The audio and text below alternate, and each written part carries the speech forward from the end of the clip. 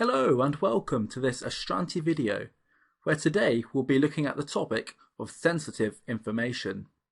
This is a hugely important area because businesses have a legal and moral obligation to keep private information exactly that, private. This is an extract from our P3 series on cybersecurity, but will also be relevant for those sitting E1 and E3 as part of your CIMA exams, and can also be used for your case study. You can find the full course and other resources on our website, but for now, let's jump into this topic of sensitive information. So when we are considering our cybersecurity as an organisation, we really need to ask ourselves two main questions. What is it that we have that could possibly be threatened by cyber attackers? And what is it that needs to be protected? We have to establish these things before we can construct cyber defences in any meaningful way. And the answer to these questions is actually quite simple, and it's on screen right now.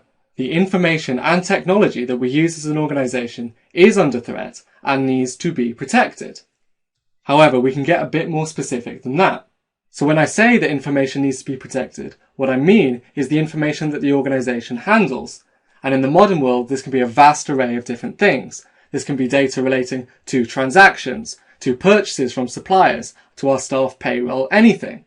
And these interactions can be as simple as just storing the information up to and including complex processing.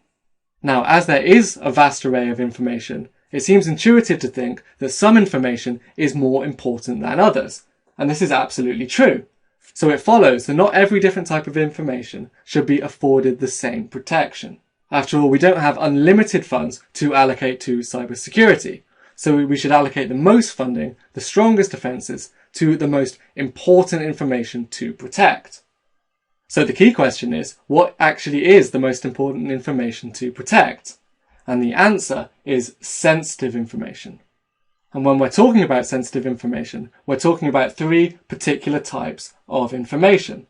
That is business information, personal information, and classified information. So let's look at each of these types of information one by one, and we can use the running example of a small local law firm. So firstly, business information. So there are two main different types of information that count as business information. The first is sort of the more mundane stuff, just general information that helps the business run on a day-to-day basis. So in terms of our local law firm, this could be the schedules of the lawyers and the receptionists and so on. This could be orders relating to the purchase of stationery that the law firm needs to use, just stuff that the company needs to do in order to keep running. The other type of business information is proprietary information. And this is information that is of significant value to the company. And the reason for this is that it grants the company a competitive advantage in some way. Examples of this second type of business information are highlighted in this box in blue. So here, in general, we're talking about intellectual property and trade secrets.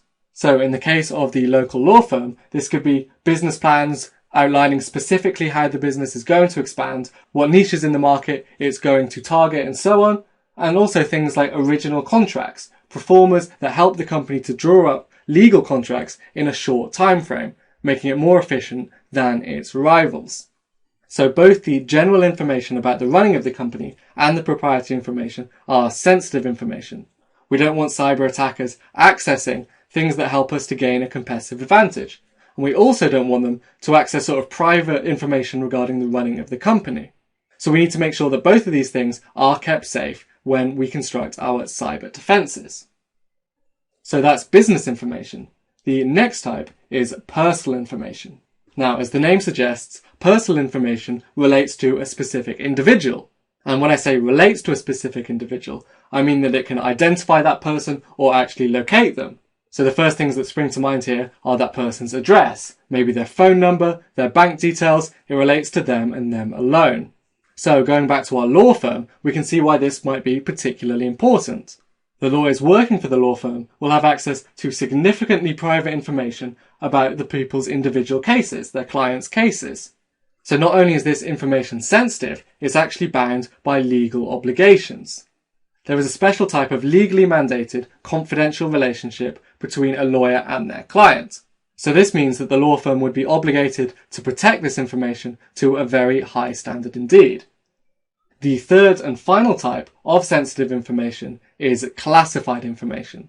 And when I say classified information, your mind might go to something like James Bond, top secret for your eyes only. Now, the reality isn't quite so glamorous. However, if you did think about James Bond, then you were actually on the right lines.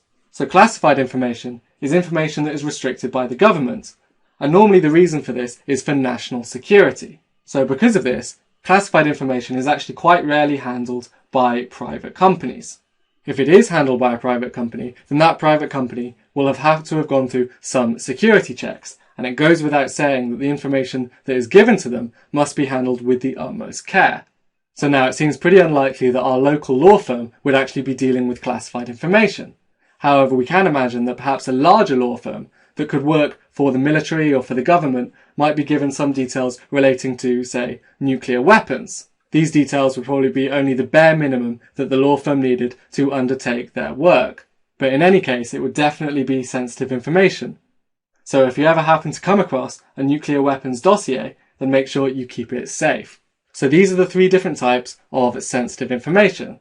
However, before we move on, I'd like to break down personal information a bit further. So there are actually two main subtypes of personal information, and I'll go through them now. So the first type of personal information is personally identifiable information. And this is just the broadest type. As I've said, it's information that can be used to identify or locate specific people. And of course, this could do them harm if it were disclosed. They don't want people knowing, say, their phone number, they want to keep that private, or where they live. However, within this category, we also have personally identifiable financial information. So as the name suggests, this is personally identifiable information with a financial component. Financial information that relates to one person and one person alone. So say their debit card number, their sort code, their PIN, etc. So the reason why this information is so sensitive is that if a cyber attacker is able to access it, then they can potentially defraud that person. They could say use their debit card number and other details to make online purchases. Even more troublingly, if they obtained enough information, then they could actually steal that person's identity. So clearly, again, this is some information that is vital to secure. So we're now at the end of this Astranti video, but there are more to be found on our website as part of our full course. On there you can also find mocks and revision notes to help you pass your exams. If you want to hear more from us, why not subscribe to one of our social media accounts? We can be found on Instagram, YouTube, Facebook and Twitter. Thanks for watching.